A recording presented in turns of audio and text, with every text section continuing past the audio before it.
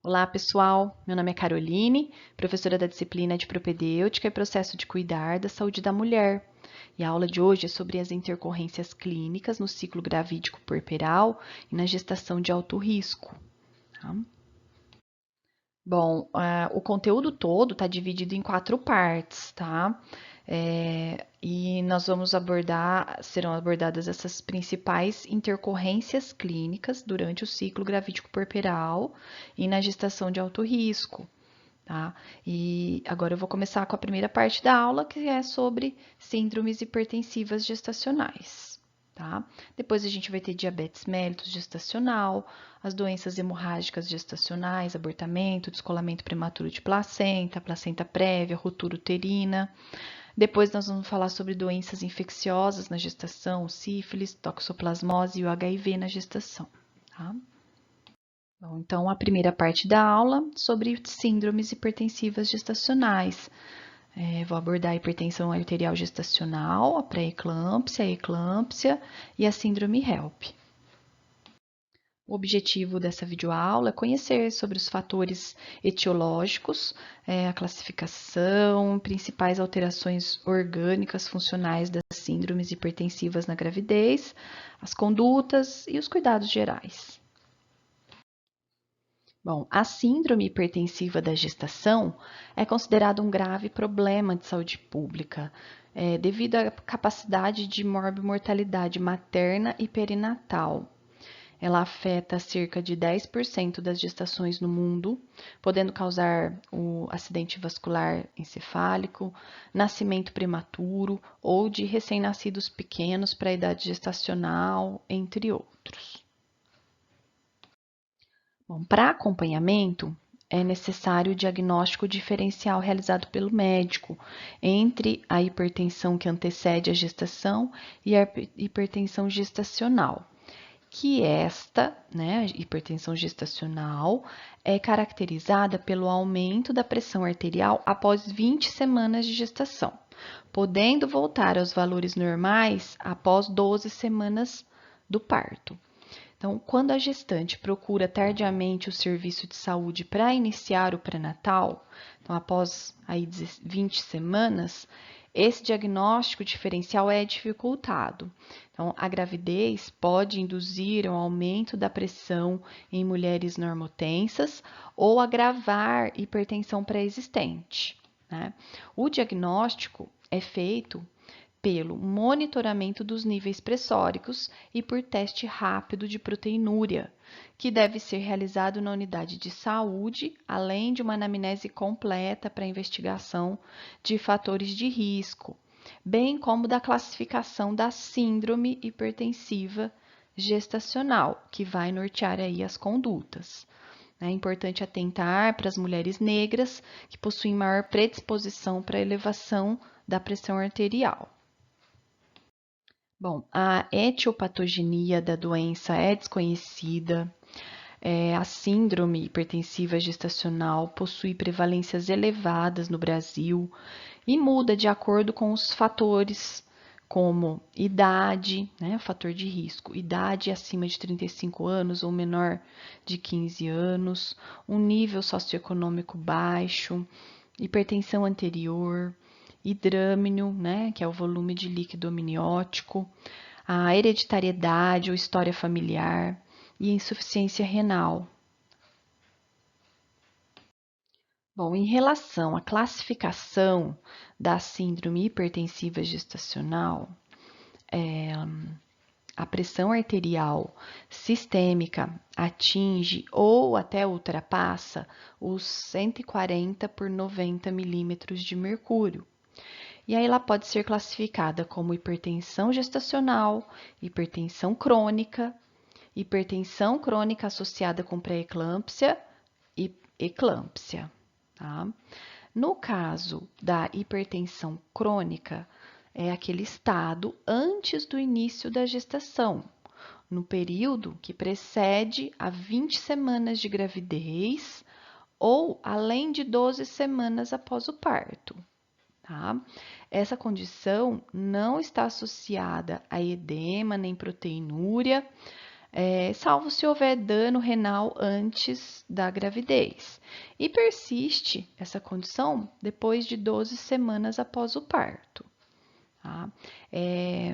Em relação à hipertensão gestacional, é aquele aumento da pressão arterial que ocorre após a 20ª semana de gestação, mais frequentemente perto do parto ou no puerpério imediato, sem proteinúria. Normalmente, a pressão arterial se normaliza nas primeiras 12 semanas de puerpério, podendo por isso ser definida como transitória, embora a condição geralmente recorra em 80% das gestações subsequentes. Então, acredita-se que essas mulheres são propensas a desenvolver hipertensão arterial essencial no futuro. Então, quando a hipertensão persiste, ela é denominada como crônica. É um diagnóstico basicamente retrospectivo, pois as complicações das pacientes que no momento da avaliação se apresentam sem proteinúria pode evoluir para uma pré-eclâmpsia. Bom, as condutas a serem tomadas em relação à hipertensão crônica ou à hipertensão gestacional são encaminhar a gestante para um serviço de acompanhamento da gestação de alto risco. Lembrando que o enfermeiro não realiza consulta de pré-natal de gestação de alto risco, né? A unidade de origem deve continuar monitorando a gestante quanto ao aparecimento nas consultas do alto risco, seja pela programação da ida da gestante à unidade, seja por meio de visita domiciliar, tá? Bom, já a pré-eclâmpsia ela se caracteriza pelo aparecimento de hipertensão, que é a pressão arterial maior ou igual a 140 por 90 milímetros de mercúrio, medida após um mínimo de 5 minutos de repouso na posição sentada, e proteinúria, ou seja, 300 miligramas ou mais de proteína na urina de 24 horas, tá? Isso tudo após 20 semanas de gestação em gestante previamente normotensa, tá? É uma desordem multissistêmica, é idiopática e é específica da gravidez humana e do puerpério. Está relacionada a um distúrbio placentário, que se desenvolve com uma vasoconstrição aumentada e redução da perfusão. Tá? O edema atualmente não faz mais parte dos critérios diagnósticos da síndrome, embora frequentemente acompanhe o quadro clínico. Tá? Bom, a pré-eclâmpsia associada à hipertensão arterial sistêmica crônica já é definida pela elevação aguda da pressão arterial, a qual se agregam aí também proteinúria, trombocitopenia ou anormalidades da função hepática em gestantes portadoras de hipertensão arterial crônica, com idade gestacional superior também a 20 semanas, tá? Bom, já a eclâmpsia, ela corresponde à pré-eclâmpsia, só que complicada por convulsões, que não podem ser atribuídas a outras causas. É a forma mais severa da doença hipertensiva, tá? Então, a eclâmpsia caracterizada por convulsões. E as condutas? Nos casos de pré-eclâmpsia ou de pré-eclâmpsia associada à hipertensão arterial crônica, ou no caso de eclâmpsia, é indicação de tratamento hospitalar. Ela deve ser encaminhada ao serviço de alto risco, tá? Bom, algumas orientações e cuidados são importantes em se tratando das síndromes hipertensivas gestacionais. Então, um repouso em decúbito lateral esquerdo por pelo menos 2 horas durante o dia pode ajudar. Para gestantes com hipertensão crônica, orienta-se a dieta hipossódica, com menos de 2,4 gramas de sódio por dia. um controle da pressão arterial sistêmica, orientações quanto aos sintomas de elevação da PA, como distúrbios visuais, a cefaleia persistente, náuseas ou vômitos, dor abdominal, né? É importante também o retorno com maior frequência ao serviço até iniciar o acompanhamento no serviço de alto risco.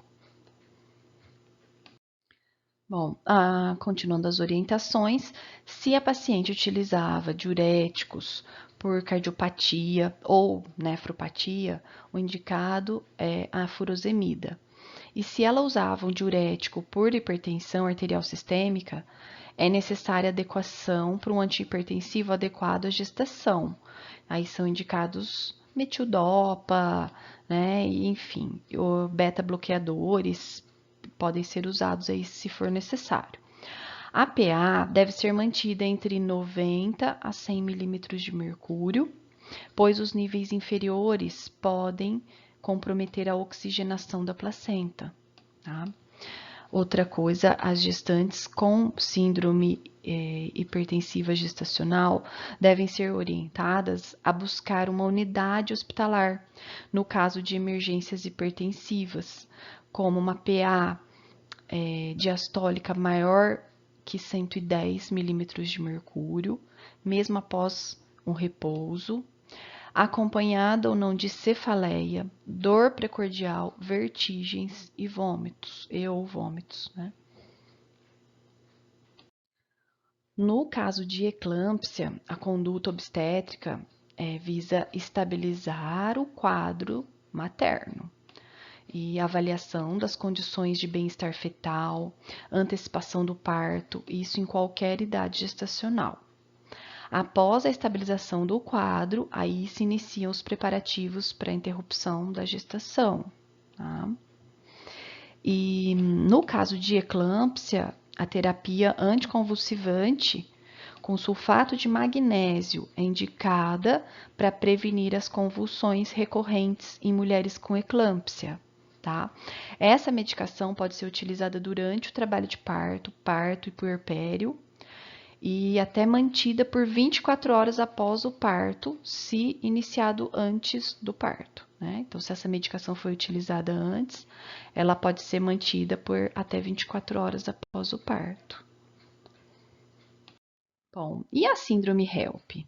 Ela já é uma síndrome caracterizada pela presença de hemólise, o H em inglês, hemólises, elevação das enzimas hepáticas, o EL em inglês, Elevated Liver Functions Tests, e plaquetopenia grave, o LP em inglês, Low Platelets Count.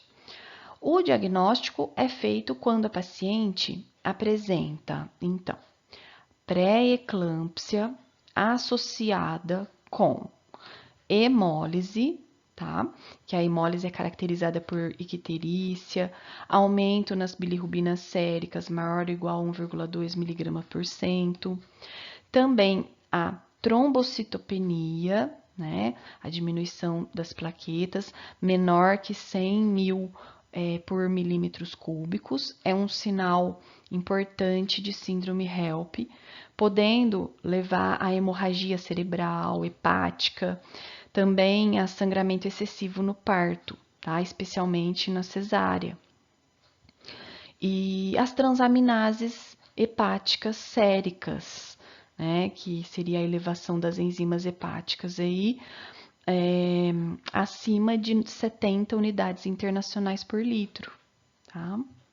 Bom, então, as manifestações clínicas aí principais da síndrome HELP são dor hepática, náuseas, vômitos e icterícia associada à hemólise, elevação das enzimas hepáticas e plaquetopenia progressiva. Tá? O tratamento adequado para essa síndrome está baseado no suporte de cuidados intensivos e na possibilidade de interrupção da gestação. As drogas mais utilizadas na crise hipertensiva são a hidralazina, que é um vasodilatador arterial direto. Essa droga atua na redução da pressão arterial. Tá?